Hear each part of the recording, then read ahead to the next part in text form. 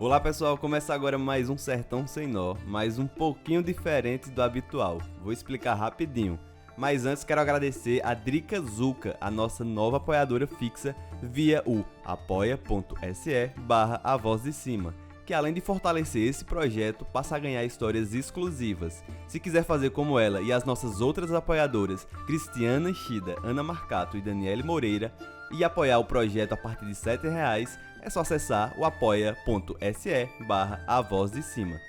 Vamos para a explicação dessa novidade do nosso podcast. A partir de agora, além dos episódios tradicionais, vou trazer uma categoria diferente, o Sertão Sem Nó Histórias de Cabeceiras, em alusão aos contos populares que são passados de geração em geração por décadas, séculos e até mesmo milênios.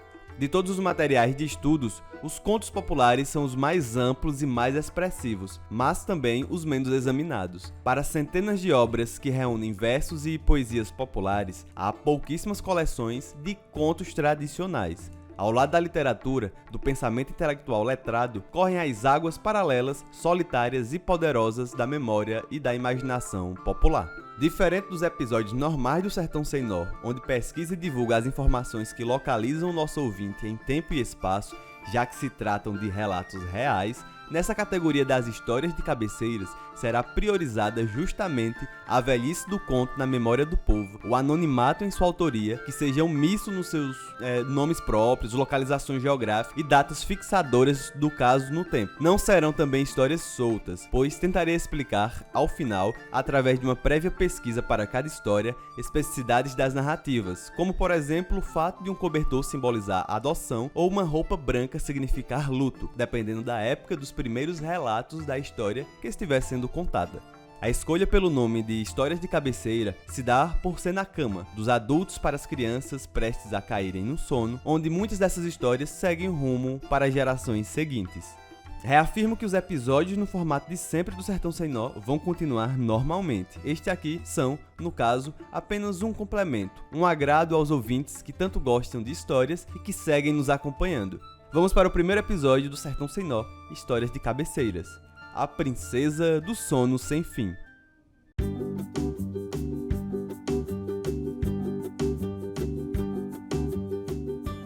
Havia um reinado em que a rainha velha tinha a sina de correr de lobisomem, matando gente para beber o sangue. O príncipe, seu filho, era um moço sem taxa, bom e valente, e vivia triste com o destino da mãe. Sua distração era ir conversar com um velho, muito velhinho, que morava fora da cidade, perto de uma floresta sombria, na qual ninguém ia caçar nem passear. O velhinho armava uma rede no alpendre para o príncipe descansar, e este passava horas e horas ouvindo as histórias do tempo antigo, esquecendo-se da rainha velha e da sua doença de beber sangue de gente. Vez por outra, quando o vento passava mais forte e levantava os galhos do arvoredo, o príncipe enxergava, lá ao longe, uma pequena mancha vermelha, parecendo um telhado de casa. Um dia perguntou ele ao velhinho que telhado ao longe era aquele. O velho então contou: "Aquilo é um palácio encantado, príncipe meu senhor. Meu avô contou a meu pai e este contou a mim que, há 100 anos, está ali dormindo uma princesa, com todos os seus criados, pajens e mordomos, por via de umas fadas. No reinado fulano,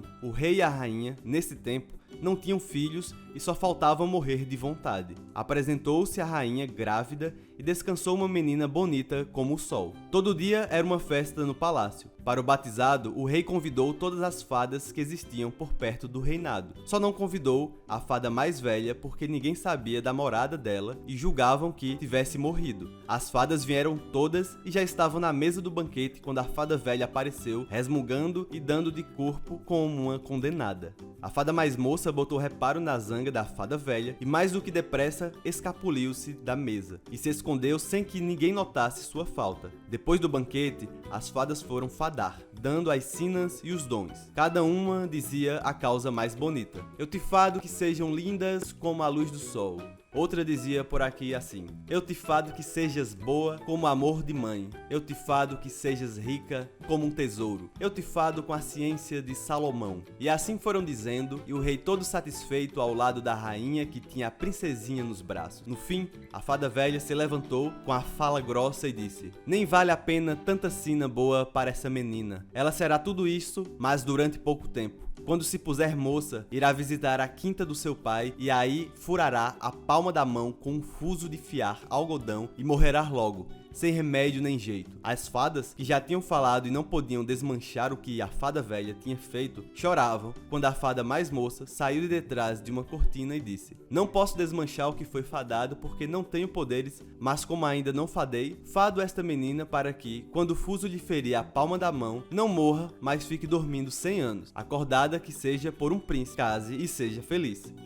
Acabou-se a festa e o rei proibiu, sob pena de morte, que alguém enfiasse com o fuso no seu reinado. Apesar de todo o cuidado, quando a princesinha inteirou os 15 anos, foram todos visitar outro palácio que o rei possuía dentro de uma matas mais bonitas do mundo. A menina andava, para cima e para baixo, corrigindo tudo e lá no quarto esconso da casa, encontrou uma velha ama que estava fiando. Pediu logo para ver aquilo que era e desejou imitar. Assim que pegou no fuso, este saltou e varou sua mão. Nem marejou sangue, mas a princesinha caiu para trás como morta. Correram todos e deitaram a menina numa cama, num quarto preparado de um tudo, espalhando de bonito. A fada moça veio voando e bateu a varinha de condão na cumeira do palácio. Todo mundo que estava dentro, tirando o rei e a rainha, pegou no sono profundo. Os músicos ficaram com os instrumentos na boca e a mesma cozinheira agarrou a dormir com a mão segurando uma galinha que estava assando no fogo. O rei e a rainha, como aquilo era sina permitida por Deus, beijaram a filha, abençoaram e foram embora com a fada para o reinado. Por lá morreram e o reinado deles acabou-se. Só ficou o palácio dentro do arvoredo, com a princesa dormindo o sono sem fim.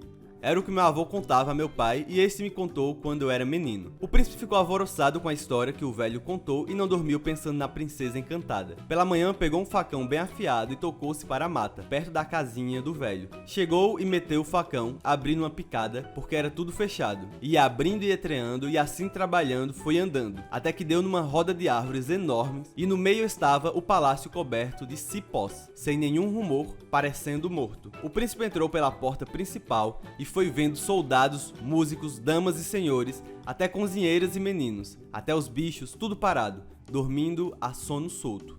Depois de subir as escadas e passar as salas cheias de gente roncando, viu deitada numa cama, forrada de seda, a moça mais bonita que a terra havia de comer, profundamente adormecida. O príncipe chegou para perto e pegou na mão da princesa, e esta logo abriu os olhos, dizendo: "Ó príncipe, como demorastes a vir?" O palácio estremeceu e todo mundo acordou. O príncipe ouvia as cornetas tocando, bichos berrando, as pisadas dos soldados, gritos, a música, enfim, o barulho de gente viva. Veio um mordomo muito bem vestido anunciar que o jantar estava na mesa e o príncipe comeu a galinha que estava sendo assada há 100 anos. Ficou aí como num céu aberto. Veio o padre e casou os dois sem perder tempo. Os dias voavam e a princesa era feliz. O príncipe, sabendo a mãe que tinha, ia ao palácio dar ordens e voltava, dizendo que estava caçando. Não queria que ninguém o acompanhasse. No fim de um ano, a princesa teve um filho lindo que se chamou Belo Dia. E no outro ano nasceu uma menina, batizada por Bela Aurora. Apareceram umas guerras e o príncipe não podia deixar de ir com as tropas. Como não queria deixar a mulher e os filhos naquele ermo, resolveu levar todos para casa. Foi na frente e contou o que se passava para a mãe. A rainha velha só fazia pigarrear, com a cara fechada, como o rei Herodes, imaginando causas ruins. Antes de ir embora, o príncipe dividiu o palácio em duas partes. A rainha velha ficaria num canto e a mulher com os filhos no outro, todos com criados e conforto. Chamou o príncipe ao mordomo, que era muito seu amigo, de toda confiança, e pediu que vigiasse a família e tivesse cuidado com a rainha velha. Assim que o príncipe montou a cavalo e viajou, a rainha velha começou a ter vontade de beber sangue e comer carne humana. Ficou mesmo bruta e, não podendo passar o desejo, chamou o mordomo e mandou que lhe servisse Belo Dia, com bom molho, no almoço do dia seguinte. O mordomo só faltou morrer. Pensou, procurou a princesa, contou tudo, levou o Belo Dia para sua casinha, longe do palácio, e escondeu-o.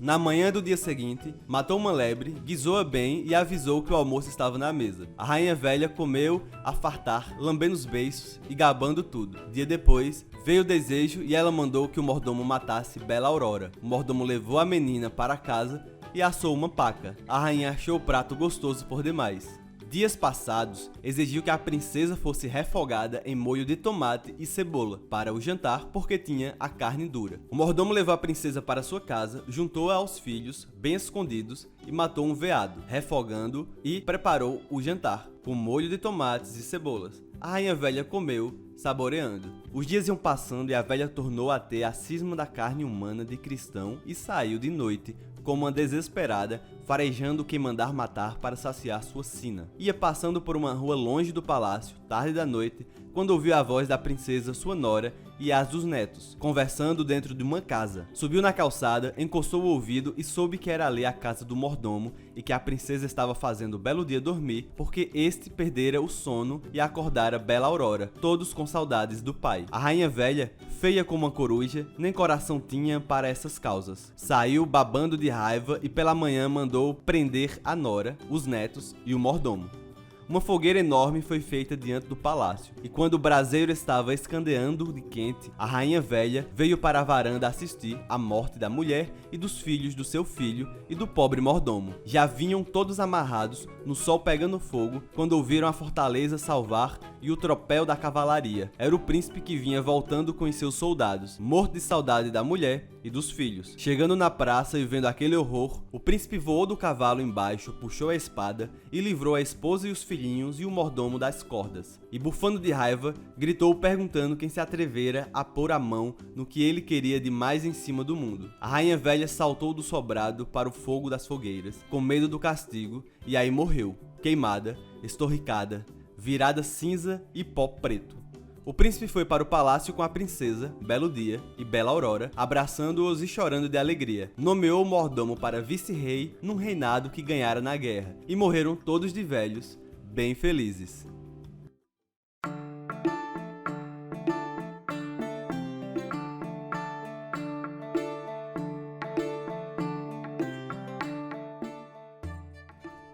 Um registro dessa história vem de Luísa Freire, do Ceará Mirim, no Rio Grande do Norte, mas a sua origem é a história da Bela Adormecida do Bosque, a universal La Belle au Bois dormant, divulgada por Perrault, comentada minuciosamente por Saint-Yves, na obra francesa Les Contes de Pavot et les Récits Parallèles, em Paris, de 1923. Há registros também dessa história na obra do professor Thincke Thompson, Motif Index of Folk Literature, da Indiana University Library, entre 1932 e 1935. Há outras variações dessa história. Confrontar com O Rei Caçador, de Silvio Romero, onde os 3 filhos são Sol, Lua e Luar.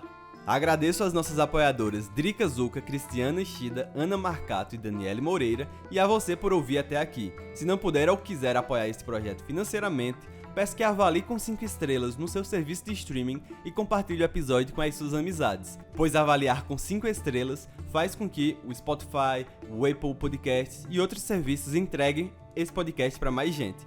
Conto com vocês. Mas se puder e quiser apoiar esse projeto financeiramente, fixamente é a partir de R$ 7,00 via o apoia.se/A Voz de Cima, ou de forma não fixa via qualquer valor através da chave Pix avozdecima@gmail.com. Entre para o nosso grupo do Telegram gratuito, o t.me/Sertão Sem Nó, e veja histórias exclusivas, além de comentar os episódios com a gente. Os links de apoio e do Telegram ditos aqui também estão por escrito na descrição desse episódio. No Instagram e Twitter, estou como @JeffGarapinha. Obrigado por ouvir até aqui e até a próxima, pessoal!